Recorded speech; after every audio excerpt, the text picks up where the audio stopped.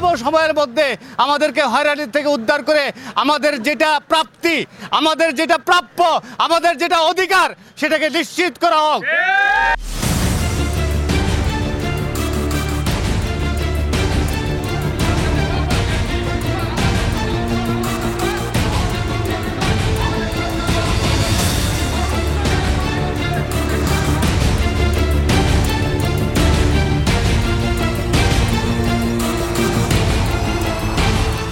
রাজধানী উন্নয়ন কর্তৃপক্ষের প্লট বরাদ্দ চেয়ে মানববন্ধন করেছে জমি অধিগ্রহণে ক্ষতিগ্রস্তরা। গেল 14 জানুয়ারি প্রথমে উত্তরায় রাজুক জোনাল অফিসের সামনে এই মানববন্ধন ও প্রতিবাদ সমাবেশ শুরু করে তারা। পরে রাজুকের উপপরিচালক বরাবর এক স্মারকলিপি দেয় মানববন্ধনকারীরা। ইতিপূর্বে রাজুক ঘোষণা দিয়েছিল আমাদেরকে অতি দ্রুত ক্ষতিগ্রস্ত প্লটগুলো দিবে, কিন্তু আমরা একাধিকবার করার পর রাজুক আমাদের কথা আমলে নেয় নাই। এতে কাজের কাজ কিছুই না হলে পরবর্তীতে আবারও রাজুকের উত্তরা জোনাল অফিসের সামনে জড়ো হয় স্থানীয়রা। এ সময় উত্তরা তৃতীয় পর্ব প্রকল্প ক্ষতিগ্রস্ত কল্যাণ সমিতির ব্যানারে আয়োজন করা হয় মানববন্ধনের। এতে অংশ নেয় রাজুকের উত্তরা তৃতীয় পর্ব সম্প্রসারণ প্রকল্পের ক্ষতিগ্রস্ত হাজারো মানুষ।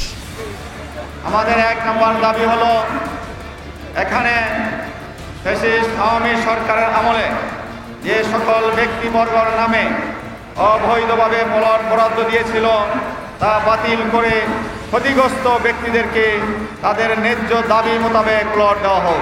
প্রকল্পে ক্ষতিগ্রস্তদের দাবি, আওয়ামী লীগ সরকারের সময় অবৈধভাবে বরাদ্দকৃত প্লটগুলো দ্রুত বাতিল করতে হবে এবং ক্ষতিগ্রস্তদের মধ্যে পুনরায় বরাদ্দ দিতে হবে।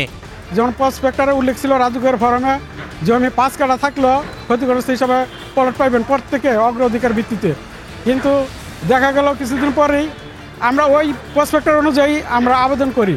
আবেদন করার পরিপ্রেক্ষিতে আমাদেরকে কিছুদিন পরে প্লট দিবে, দেওয়ার পরে দেখা গেল 16% পর্যন্ত প্লট দেয় এবং 5 কাঠা সেগুলো দিচ্ছে না, সেগুলো স্থগিত করে রাখছে।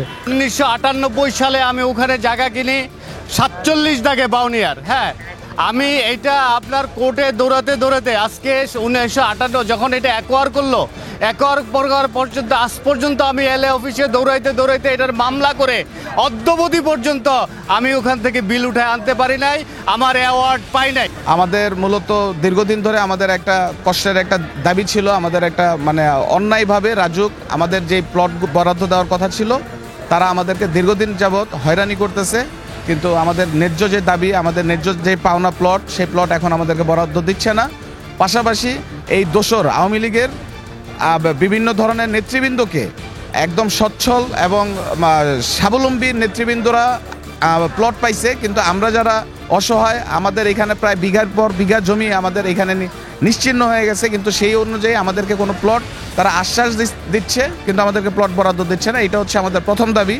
আমরা যারা দীর্ঘ 20 বছর ধরে উত্তরা ক্ষতিগ্রস্ত প্লট পাইনি। জি, আমি ক্ষতিগ্রস্ত। আমার উত্তরাতে পারিবারিকভাবে একটা জায়গা ছিল 22%, কিন্তু আমি প্লট পাই নাই। আমি কিছুদিন আগে রাজুকে আবেদন করেছি, ওই প্রেক্ষিতে আমরা এখানে জোর দাবি জানাচ্ছি যে আমাদের প্লটগুলো অতি শীঘ্রই যথাসম্ভব আমাদেরকে প্লটগুলো দিয়ে দেওয়ার জন্য। নাগরিক সেবা জনগণের দ্বারপ্রান্ত থেকে 20 কিলোমিটার দূরে সরিয়ে নেওয়ার মতো হঠকারী সিদ্ধান্ত থেকে রাজুককে অবিলম্বে সরে আসার দাবি জানান তারা। কেন হঠাৎ, কার স্বার্থে, কোন ভব্য আওয়ামী লীগাররা রয়েছে এই অফিসের ভিতরে, তাদের বুদ্ধিতে, তাদের পরামর্শে এই অফিসটা পরিবর্তন করে মতিঝিল নিয়ে যাবে। মতিঝিল যাইতে পারি না, আমাদের কষ্ট হয়। এখানে অফিসটা থাকলে আমাদের সব কাজে আমাদের সহযোগিতা হয়। যে এইখানে যেহেতু অনেক বড় একটা জোন, এই জোনে অবশ্যই একটা রাজুকের পার্মানেন্ট একটা নির্ধারিত অফিস দরকার, যেটাতে আমাদের অন্তত এই অঞ্চলের লোকজন আমরা সুবিধা ভোগ করতে হবে। অফিসটা মতিঝিলে নেওয়ার জন্য চেষ্টা চালাচ্ছে। তো এখন আমাদের সর্বোপরি বিষয় হলো যে আমরা যে রাজুক অফিসের যে কার্যক্রমগুলো আমরা করতেছি উত্তরাতে, আমরা এখানে স্বাচ্ছন্দ্যবোধ এবং খুব সুন্দরভাবে করতে পারতেছি। এই কাজগুলো যখনই মতিঝিল হস্তান্তর করা হবে তখন কিন্তু আমরা সহজেই কাজগুলো করতে পারবো না। আমরা এখানে যারা দীর্ঘদিন ধরে বসবাস করি, আমাদের একটাই প্রাণের দাবি এবং আমরা চাচ্ছি এই অফিসটা যেন মতিঝিলে স্থানান্তর করা না হয়। আমরা উত্তরাবাসী যারা আছি এখানে, উত্তরা, নিকুঞ্জ এবং টঙ্গী, এই সমস্ত ফাইলের কার্যক্রম উত্তরায় করা হয়। আমাদের যেহেতু আমরা 14 নম্বর সেক্টরের বাসিন্দা, স্থানীয় বাসিন্দা, আমাদের দাবি অনুযায়ী আমাদের জোনাল অফিসটা এখানে রাখা হোক। এ সময় মানববন্ধনে সমিতির সাধারণ সম্পাদক মোহাম্মদ জামাল উদ্দিন ভূঁইয়া বলেন, যারা 2001 সালে 50,000 টাকা জমা দিয়ে প্লটের জন্য আবেদন করেছিলেন, রাজুককে অবশ্যই তাদেরকে প্লট বরাদ্দ দিতে হবে। বিগত সরকার রীতিমতো ক্ষতিগ্রস্তদের প্লট না বুঝিয়ে দিয়ে লুটপাট চালিয়েছে বলেও ক্ষোভ প্রকাশ করেন তিনি।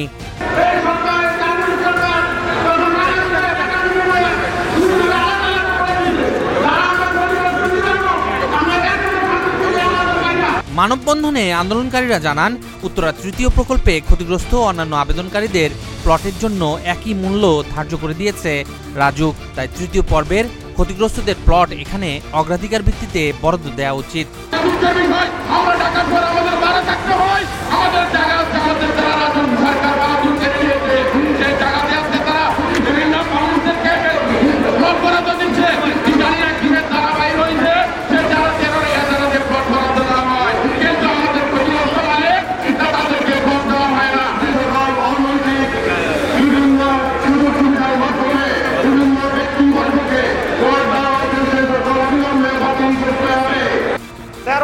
একটা ধারা আছে, সেই ধারার বলে সরকার বিশেষ যে কোনো ব্যক্তিকে প্লট দিতে পারে।